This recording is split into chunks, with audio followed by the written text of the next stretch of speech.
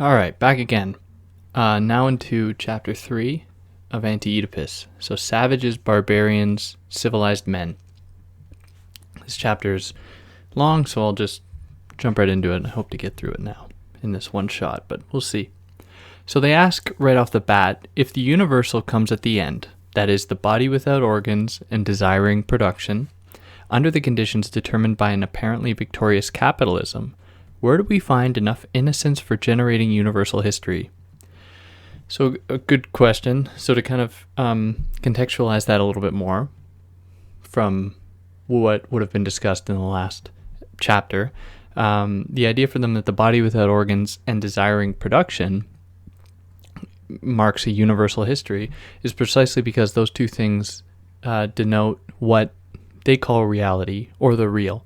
So these are absolutely true ontological condition and the institutions indicative of the law of which the Oedipalization of psychoanalysis is a part.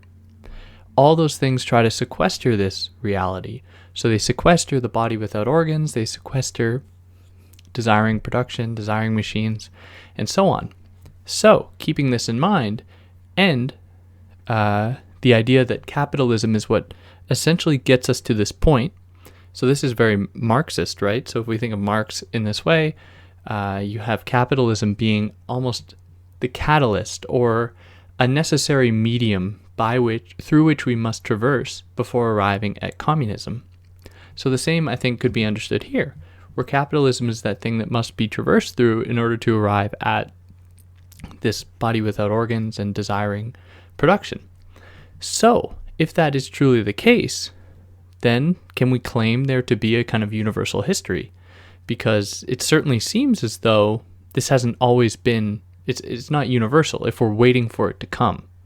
You see, so therefore, they kind of call into question even the axiomatic position that they're holding, that these things, that is the body without organs and desiring production or desiring machines, constitute reality as a universal, unchanging thing. So this kind of sets the stage for what they're going to do in this chapter and look at the different developments throughout history, specifically kind of applying their ideas of the syntheses in accordance with broad historical movements. So to kind of reiterate to kind of preface how they're going to get into that, they presented us with 3 different syntheses in the previous chapter, and they are as follows, in this order: connective synthesis, or syntheses, disjunctive syntheses, and conjunctive syntheses. Now these broadly correspond to 3 different movements throughout history. The first, connective syntheses, is related to the primitive or the archaic. So this is the age of the territorial to some extent, where people were only determined by their kind of immediate surroundings. They had to, there's a cat, they had to feed off of the land, and were bound by that to some extent. So there was there's these parameters set. There was a limitation. Now that got, eschewed for what they call disjunctive syntheses. So this is where deterritorialization first comes about. This is the moment that there arises a despot or a tyrant or something like that that says, you know what? We can organize this land in such a way as to make it productive so that we can accumulate a surplus, so that we can essentially develop ourselves in more efficient ways. So for more on this, it'd be good, I think, to check out the other videos I did, or there's no video, but audios I did with my friend Curtis on the chapter Apparatus of Capture from 1,000 Plateaus, in which Deleuze and Guattari expand on this a little bit more. But, if you don't have the time, that synthesis is where deterritorialization first comes in, but it's not a deterritorialization they really celebrate, because it's a deterritorialization pushed by a kind of tyrannical figure that kind of rips up the land and then reappropriates it. So then we see the introduction of hierarchies and castes and all this type of stuff and class. that is wholly oppressive, as we I think would be fair to say. So what supplants that synthesis is then the conjunctive one. So this, I think, hardcore readers of this might disagree with how I'm about to characterize it, but it's kind of like a blood, kind of a mesh or a mix of both a disjunctive and a connective synthesis. That is, what we see in the capitalist era is a simultaneous territorialization and deterritorialization. So where they say at one point, capitalism deterritorializes with one hand what it territorializes with the other. So, for example, we might see a relative deterritorialization with the flows of capital because, borders don't mean very much when it comes to the flows of money. But then we see a certain kind of deterritorialization occurring in other forms, that is a more heavy-handed reliance on something like the family or the state or church or, what have you, that is almost like a weighted blanket. It's like a way for us to feel comfortable as though we haven't totally lost touch with our quote-unquote roots or things that, attach us to this world. So, okay, I think that set the stage. Now let's jump right into it here. So they tell us that desiring production exists at the very beginning. So desiring production, and this is what they were getting at the whole time up until this point, desiring production is, what constitutes us as beings and is what, allows possibility to even be possible. And that can be found as early as the beginning. So there was a kind of relative decoding occurring at that time. So a kind of freedom associated with those desiring machines and desiring productions. So then the example of the tyrant in the disjunctive synthesis is an example that codes, or the tyrant overcodes the kind of, I don't want to use the term codes again, but the conventions and rituals that, may have existed prior, and the tyrant kind of galvanizes them and solidifies them in a kind of image form so that they can be easily reproduced and manipulated. So then in this chapter, tattoos serve this function where they act as like markings on a body that, can't be undone. So this speaks to the bigger project of what might be called a state, or what they call here a socius. In that the socius, or the state, is what inscribes codes that says, follow X, Y, and Z parameters and you'll be fine. You'll be able to fit within these guidelines. And we'll come to see that capitalism is actually a force that decodes those codes.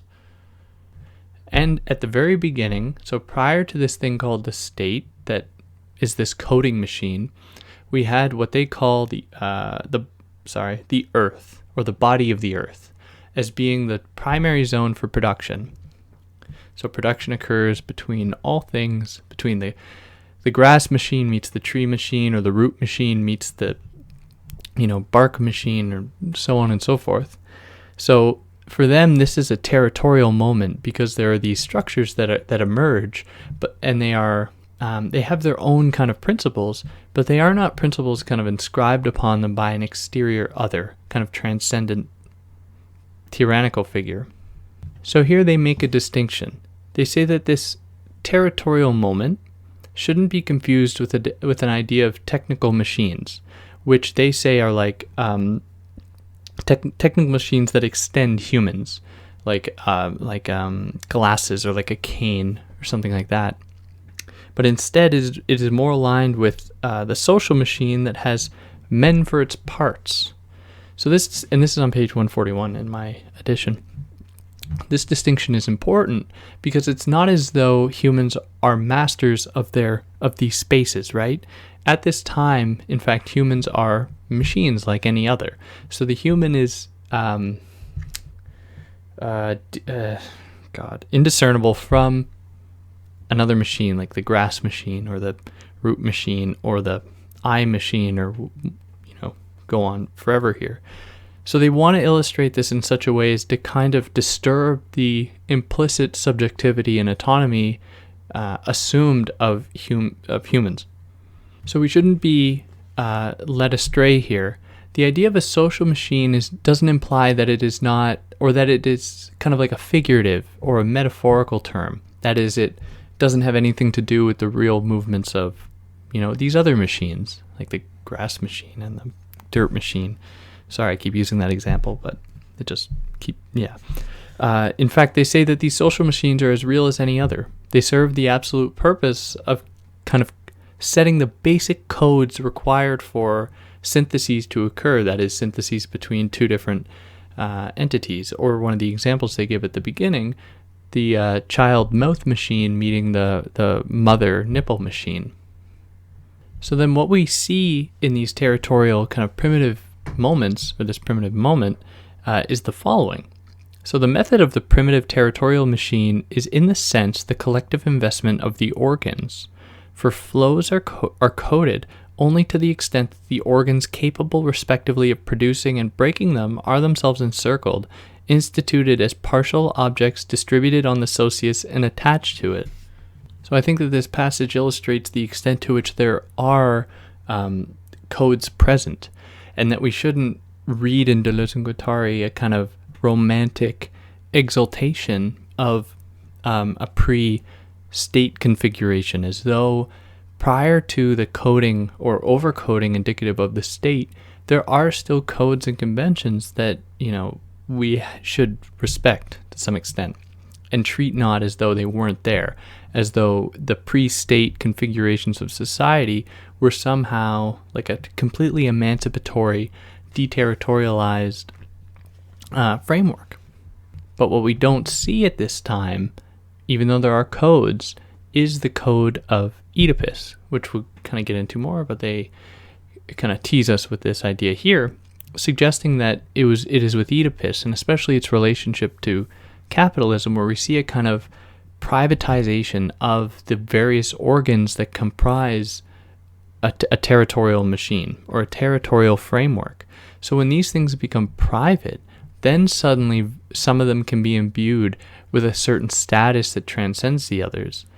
So we can then see the investment of the anus with a kind of psychoanalytic potential above that of, let's say, the finger or the eye or the ear or grass or trees, precisely because they hold some kind of significance not relevant to a universal conception of them, but to a specific one that then projects that faith in that organ onto other kinds of historical or epistemic frameworks. So one other way we could see the lack of universality of the various parts of the body imbued with a certain meaning under Oedipus is to look at the socius. Specifically, Deleuze and Guattari look at the ways that the bodies are inscribed under the socius or in the state formations. So we see here markings and tattoos playing an integral role. And what these markings and tattoos show us is that the human is able to inscribe themselves with meaning that is, determined by the certain paradigm they find themselves in, the cultural and social one, that doesn't rely on some kind of universal appreciation of a single, bodily orifice.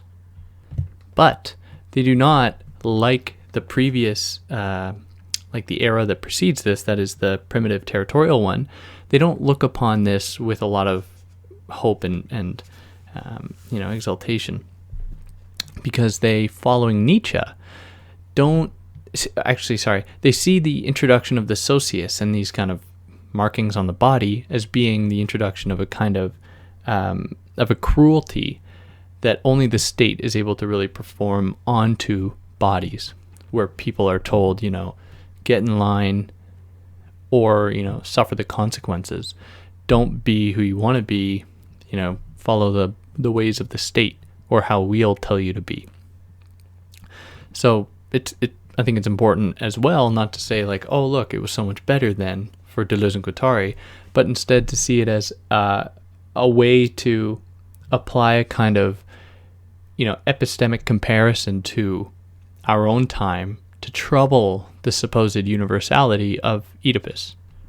So the transition from the primitive to the despotic, or the barbaric, as they say it, is a moment from territorialization, as I've said, to deterritorialization, where there is a relative taking up of the earth and then redistributing it for the sake of caste and hierarchy.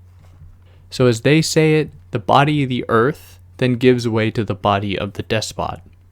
So in both of these systems, that is the primitive machine and the despotic machine, or the state machine, we see a kind of similar trend. So we still see codes being distributed, being disseminated, being kind of didactically imposed, but we don't see them happening in relation to this, to Oedipus, as I've said.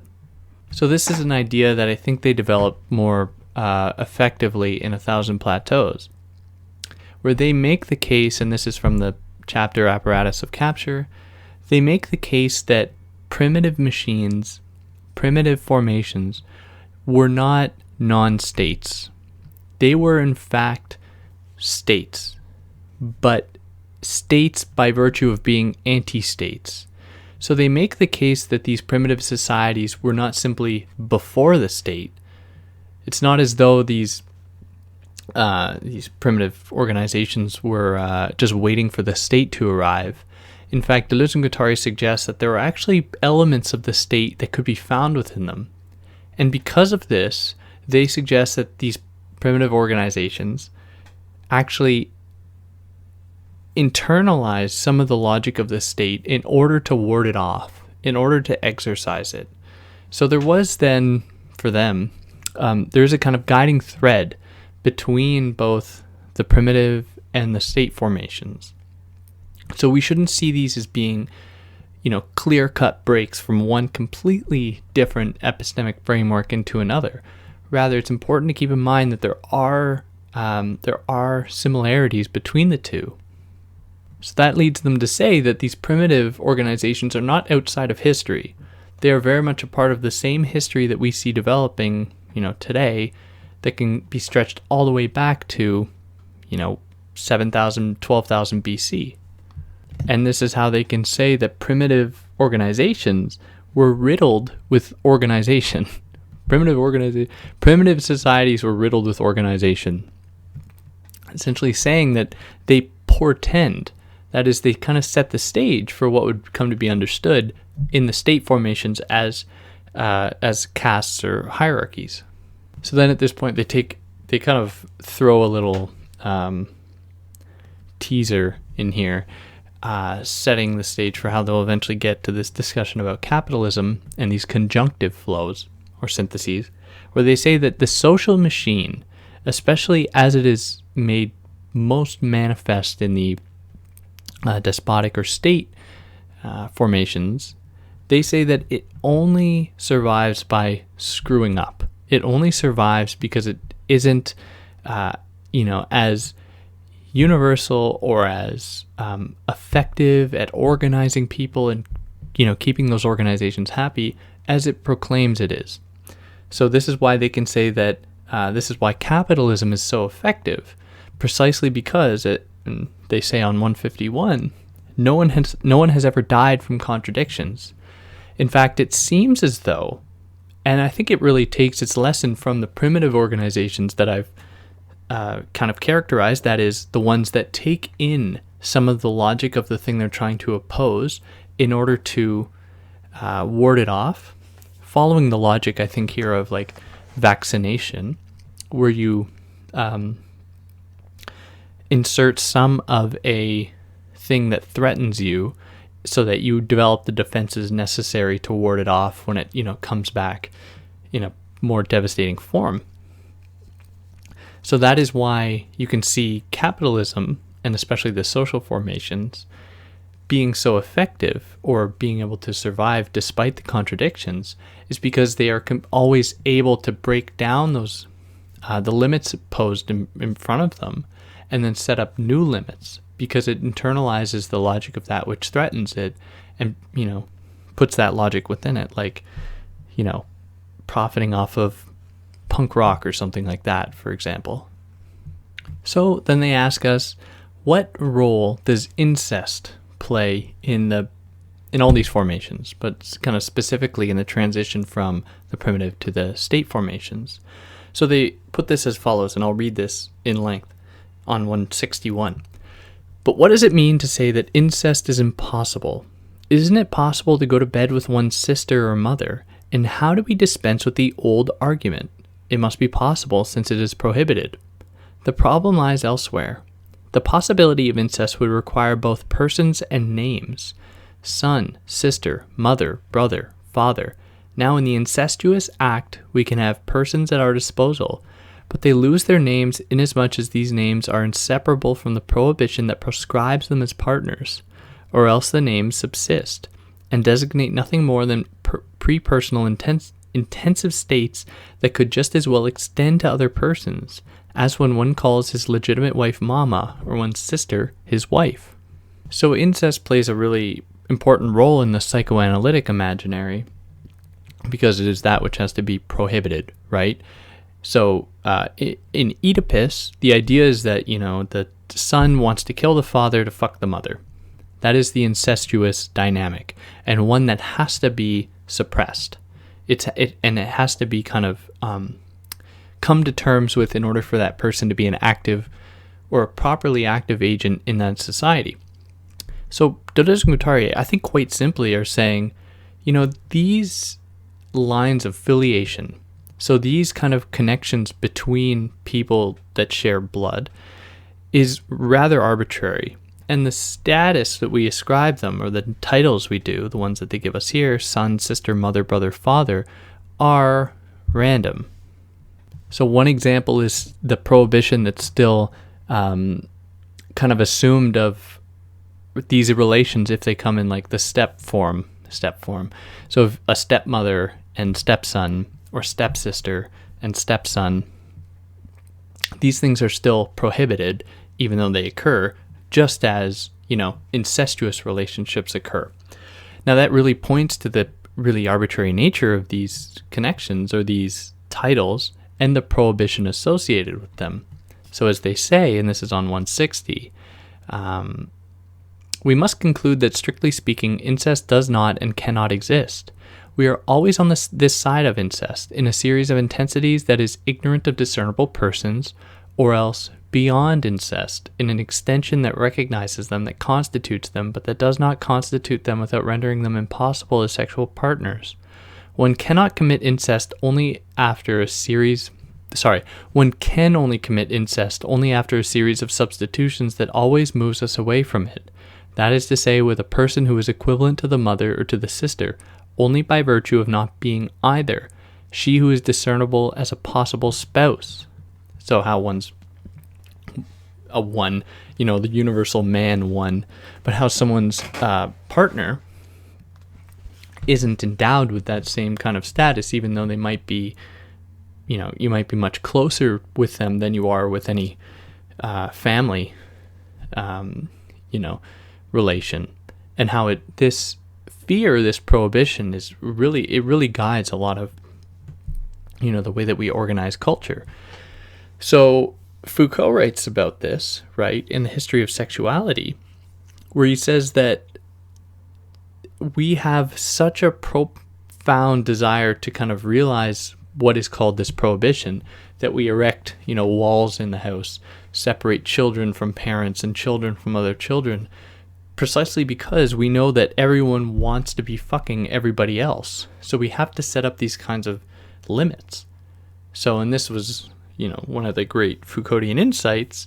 It's not as though the Victorians were non-sexual and they were puritanical people that didn't give a shit about sex.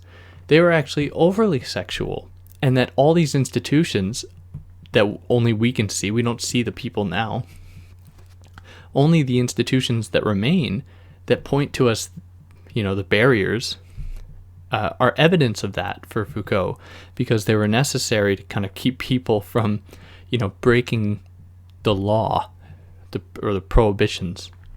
So the repression that comes along with these prohibitions, we shouldn't just say was founded by, Oedipus, or by the psychoanalytic paradigm that has a very strong affinity with the family and the various titles and roles associated with that family.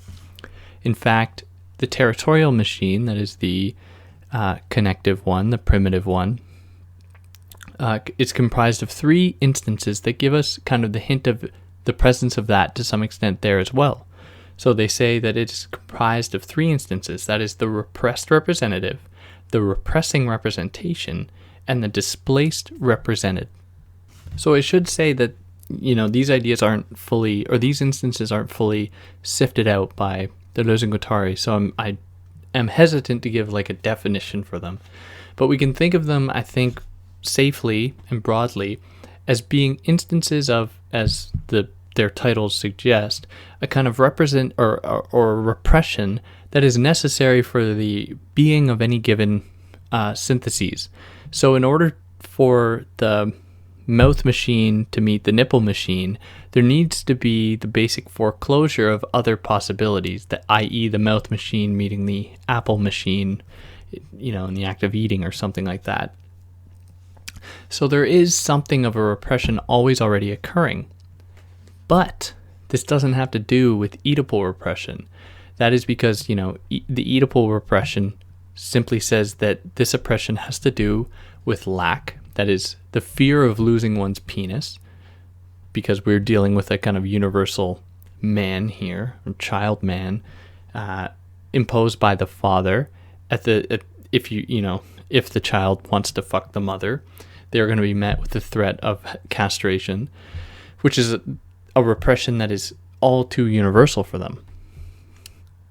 So what I think what this also speaks to is the fact that they aren't opposed to all of the suggestions implicit to psychoanalysis, that is, discussions of the unconscious or repression or anything like that.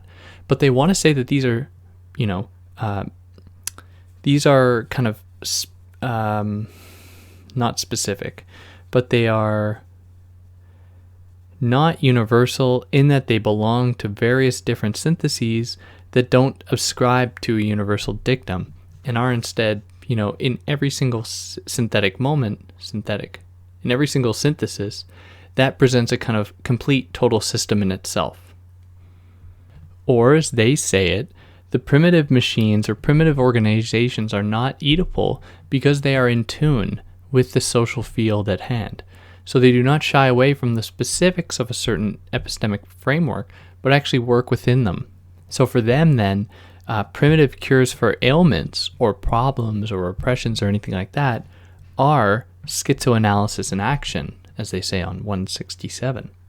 So these primitive organizations are then effectively Oedipalized through colonization as the kind of overt act of Oedipalization, but they are reduced to Oedipal frameworks by the imposition of the idea of the family onto them, by saying that, the types of alliances that we see here by the colonizer, the types of alliances that we see here, that is, maybe alliances, and, it is reductive of me to frame it as follows, but just bear with me, between, like, tribe leader and, the other, priestly figure and so on and so forth, where people have their respective roles, the colonizer comes in and says, no, you mean this person birthed you? They're therefore your mother, and this person was the one that quote unquote impregnated the mother.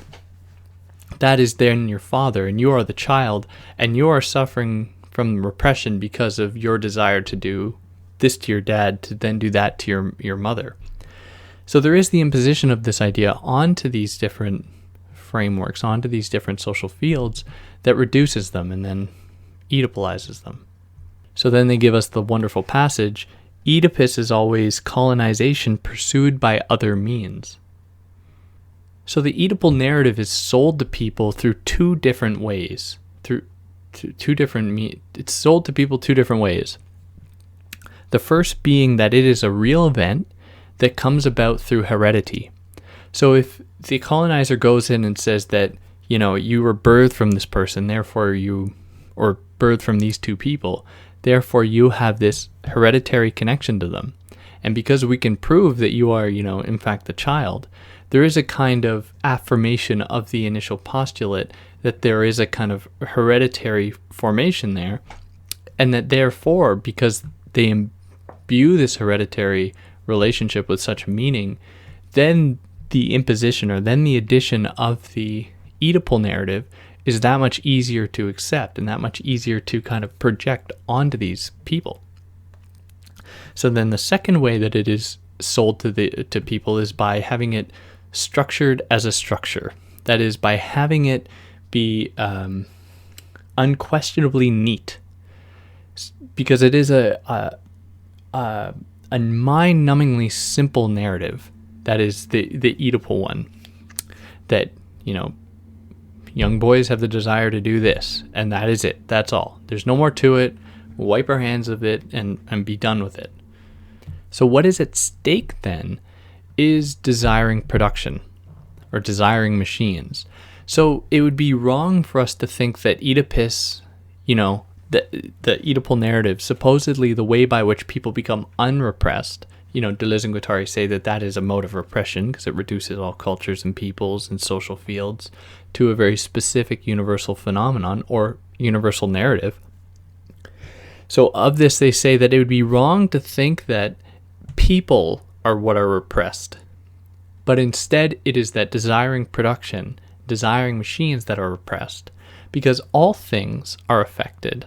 So then all things are given over to or simply ignored by the Oedipal narrative. So all the machines that were at work before even humans arrived on the scene, that is, all connections between different machines, like the tree machine and the leaf machine and the dog machine, are then disavowed. They aren't considered part of the anthropocentric, that is, human-centered narrative of the Oedipus complex, which is something they develop more in the fourth chapter. And the reason that desiring machines and desiring production are repressed is because they pose a threat to the Oedipal narrative. Because as soon as everything is inscribed with a kind of autonomous subject position that is a correlate of desire, that is desiring machines, then it throws the whole idea of desire being rooted in the triangular formation between daddy, mommy, and son. It then opens up the door for new possibilities that the Oedipus complex refuses to acknowledge. So this is also what they call, that is, desiring machines are what they also call schizo flows. So schizophrenic flows that break down the walls imposed by Oedipus. The walls imposed almost by anything, by the codes present in the primitive stage or the state stage or anything like that. So these schizo flows present what they call an absolute limit to any system. Specifically, they focus on the way that it is an absolute limit to capitalism, because it completely breaks down all the territories that are represented under capitalism, which is something that they get to more later in this chapter. So when we look, or when the Oedipus person, the psychoanalyst, looks at old structures or old social organizations and sees rites and rituals and symbols, fetishes, they see only Oedipus, right? How, various objects are imbued with a certain meaning, and that meaning can always be reduced to the repression found in the family. So for Deleuze and Guattari, they say quite the opposite, that in fact these symbols, these fetishes or anything like that, are remnants of desiring production. That is, these things having their own autonomy and existing outside of the family relationship that forecloses their possibility. Or as they say on 183, symbols and fetishes are manifestations of desiring machines. But this is only the case if these symbols and fetishes are not given over to the jackals of what they call representation, because representation is all too easily consumable by the all-seeing eye that is Oedipus. So when something is specific, when it is culturally grounded, it doesn't lend itself to the Oedipal narrative very easily. But if it is endowed with a kind of representative affiliation, that is, it's kind of given over to, it's rendered a consumable object by the Oedipal eyes, then it can be entered into that system. So this sets the stage for, and they develop this more in the 4th chapter, the idea that representation is opposed to desiring machines, where representation, in the act of kind of galvanizing an image, concretizing it, it forecloses that thing's possibility. So it can no longer be the desiring machine that goes from, the nipple to in the case of the mouth, to the nipple, to the food, to the chewing on grass, to the chewing on thumb machine, like so on and so forth. And it then simply becomes, well, you're in the oral phase in the case of Oedipus. And it is by virtue of that we can explain X, Y, and Z, or affirm the Oedipal narrative. So any narrative that claims to be a universal one has been something that systems have opposed for a very long time. So these primitive organizations, while they still had codes and conventions that were present, would ward off these universal ones. So one way that they would do that would be in the case of exchange, where they say that these primitive societies would continually ward off or exercise the development of a kind of universal equivalent, that is money, that could be exchanged for anything else. Because as soon as that happens, then we see a reduction of all things to this universal equivalent, where there's not the kind of symbolic associations with that thing then diminish in favor of it being always associated with this universal equivalent. And I believe the same can be said of the introduction of Oedipus into the fold. That is, all things can then be reduced to that. So then it's safe to say that the new state, one that is very comfortable with universal equivalence, but through the introduction of paper money or money period, the introduction of organized religion or anything like that, these states welcome that, and these new social formations welcome that, because it makes it that much easier to control and redistribute people. So the new state formations formed under the rule of the despot then opposes what Deleuze and Guattari, or how they characterize the primitive machine, as being that of the lateral alliances and the extended filiations of the old community. That is where you see like what to us would seem as like primitive modes of organization with, tribal priests or other kind of shamanistic figures. My ignorance of this matter is really shining through right here, but I think maybe you get the point. So the people that perform this act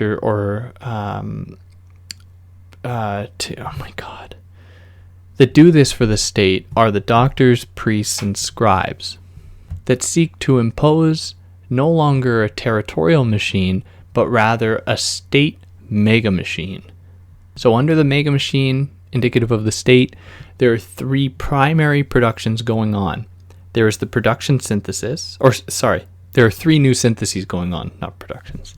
There's the production synthesis, that is the hydraulic machine and mining machine. We see the inscription synthesis, which is accounting, writing, and monument machines. And then third, we have the consumption synthesis, which is the upkeep of despot, court, and bureaucracy. That's on page 195. So the state machine comes in to the primitive system and says, you know what, we're done with this. We're going to enter this more organized phase. So that's one way to look at it, and that is part of the story, that the state comes from without. But as I mentioned earlier, there were components of the state found within these primitive systems. That is, organization could be found there as one example. So it also comes from within. That is, the state emerges from these primitive organizations. So whereas the primitive systems feared the development of the state and internalized that logic to some extent, the state fears the decoded flows of capitalism, where we see the kind of supposedly, we see the destruction of the various hierarchies that form or that allow for the state formation to develop. So they give one example of this in the case of China, where China closed its mines when enough resources were extracted from them, because profit would then lend itself to expansion in a way that would make the state incapable of ruling to the extent that it really wants to. So as I mentioned earlier, there were these various kind of roles or people that did this, so the priests, scribes, and doctors. So Deleuze and Guattari expand on this more, suggesting that the introduction of graphism or writing served a very important role in the consolidation of the despot's power over primitive formations and over the new kind of state formation. So the despot introduced or mobilized the idea of writing and graphism, whereas in the territorial machine, there wasn't a subordination of writing over speech. These two things existed in harmony to some extent.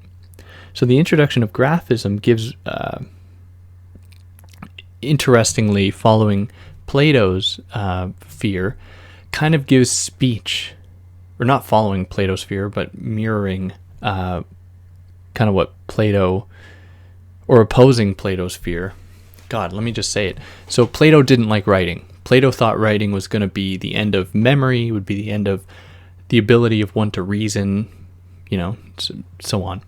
So the despot, realizing this, says, okay, let me introduce writing so that my word, when I speak, it is going to be superior to the writing that is suddenly everyone can do.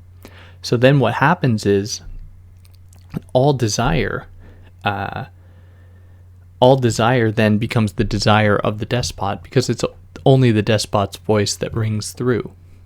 So as they say, the mouth ceases to speak, it instead drinks the letter, and then the eye no longer sees, it instead reads the letter. So the signifier then is what they call the repressing representation. That is the lack that's always presented by the signifier. How the signifier doesn't actually get you at the heart of the thing, but is just the kind of representation of that thing, which opposes the so-called real world. So this kind of simulation we find ourselves in, that is one governed by signs as opposed to desiring machines or desiring production, is then mobilized by the despot in order to construct their own reality as being the reality that which everyone is supposed to follow. So this is the overcoding of people and of culture, so that it becomes, the only truth there is.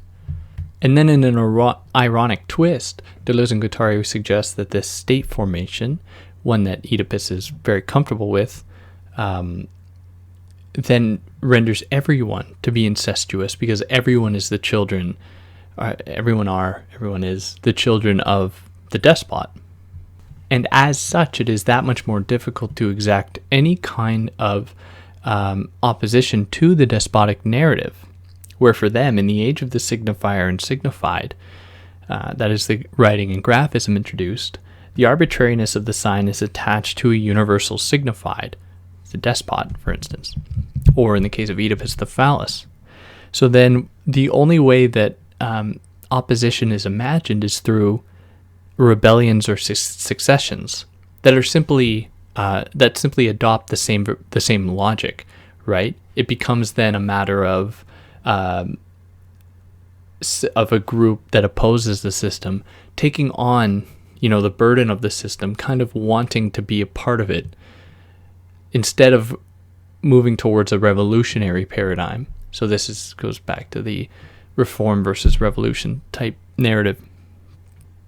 So, in effect, then we see the introduction of what we know to be subjects, because people are then subjected to a despot where the parameters are set forth in their own little playground, their state-form playground, where they are given a certain subjectivity to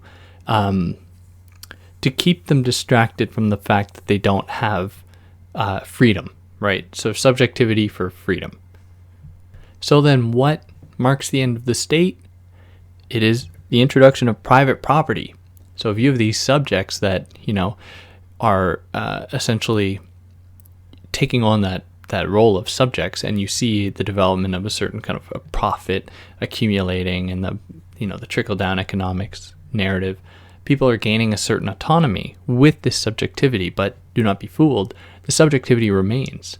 So what you see is people entering a kind of what they call in A Thousand Plateaus, a kind of social subjection, where they are more or less free, but it is a freedom kind of bound by the limits of the despot. So the deterritorialization found in the despotic state, where the despot takes up the land and then partitions it off, introducing hierarchy and caste and class, then turns on that very state formation by breaking down the barriers, kind of deterritorializing even that state formation. Where deterritorialization for Deleuze and Guattari appears with the overcoding performed by the despotic state. So the despotic machine is, for them, what they call quick. So it's synchronic. It comes and goes rather quickly, relatively. Whereas the capitalist machine for them is slow, diachronic, because it is what has the potential to go on potentially forever, because it is the system that internalizes its contradictions and inoculates, that is, vaccinates itself from those contradictions, or from those contradictions posing any real threat. So immanent to the logic of capitalism, that is within the logic of capitalism, is an implicit breaking down of all barriers. So what they say is that in capitalism, surplus value of code becomes surplus value of flux. So it's not really a desire to instill conventions, but it is a desire to always keep the system in constant movement, to keep it in constant upheaval. So capital then is the only thing that presents a limit to capitalism, because if capital can't be attained, then capitalism will end. But as we have seen, especially with the Federal Reserve in the United States, they can just print capital. And even, today it's probably even more serious with how capital has become such an electronic phenomenon. Like, it seems as though there can be no limit to the production of capital. Whether or not we'll reach a bubble one day, who knows? If I had to guess, probably. It may not be tomorrow, it may not be in 100 years, but it doesn't seem as though this trend can go on forever, especially with, so much speculative capital being accumulated. But, that's me. So at first glance, it may appear as though capitalism is something to appreciate, as though capitalism presents a kind of alternative that is unlimited, right? Kind of the apotheosis, the penultimate, the kind of climax of deterritorialization. Whereas they want to stress that that is not the case. They actually say that capitalism may provide the semblance of freedom, but it is not at all free. So they give the example of a rogue scientist that is off doing their own deterritorialized thing, and then at some point that rogue scientist will always be brought back into the fold. And they give that example on page 233.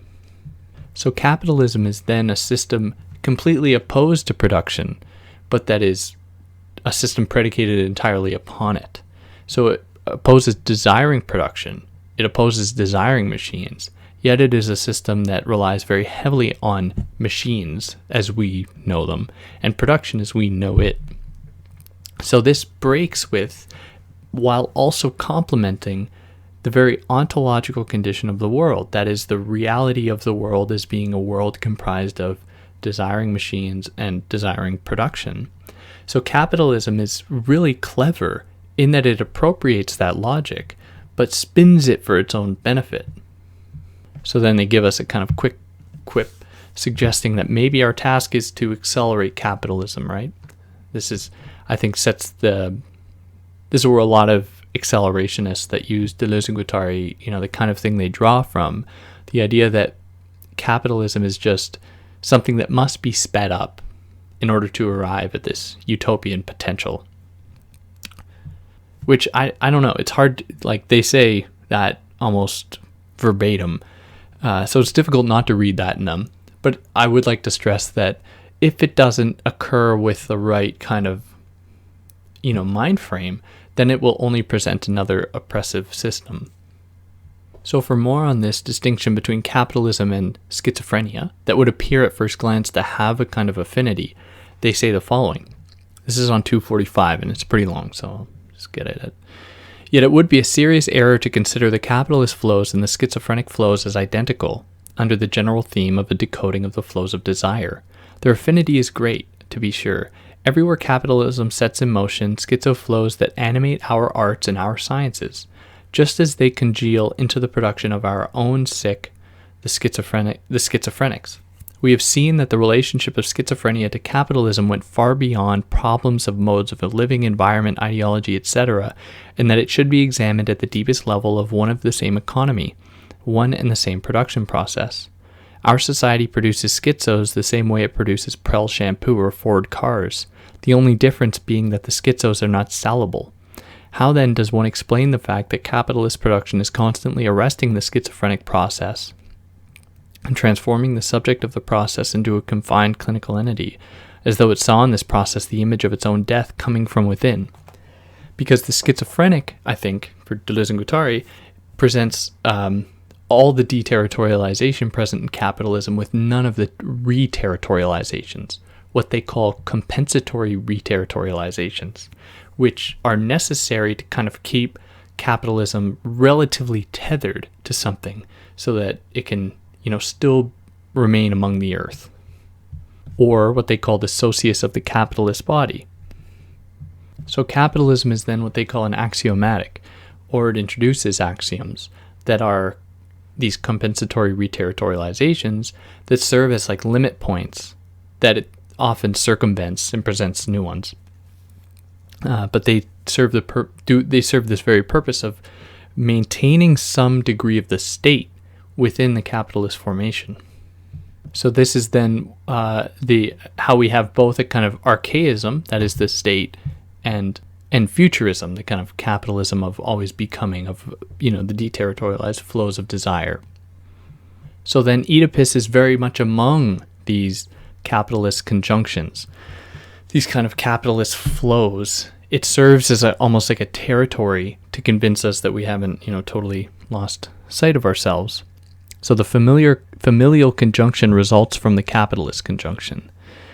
So Oedipus arrives then via the flow of capital money.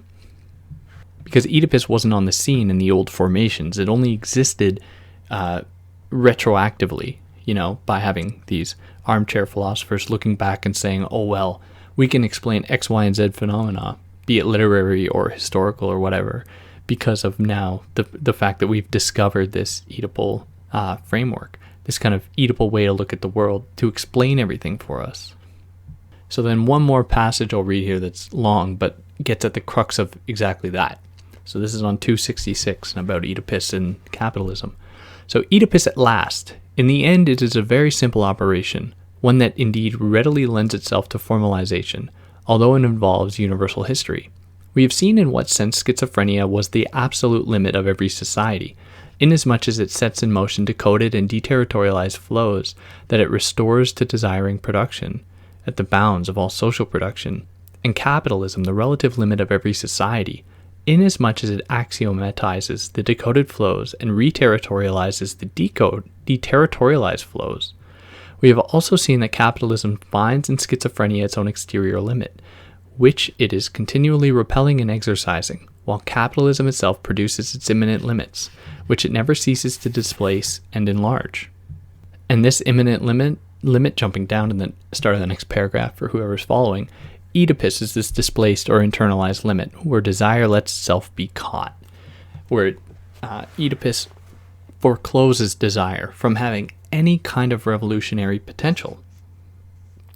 I think that gets at the essence of what they're trying to say in this chapter, that is presenting the broad movements of history, pointing to the ways that Oedipus is not found in many of them, surprisingly or unsurprisingly, and then how Oedipus arrives on the scene or has such a strong affinity with capitalism or whatever system we can currently say we're in, be it some kind of mutation of capitalism or capitalism proper, who knows.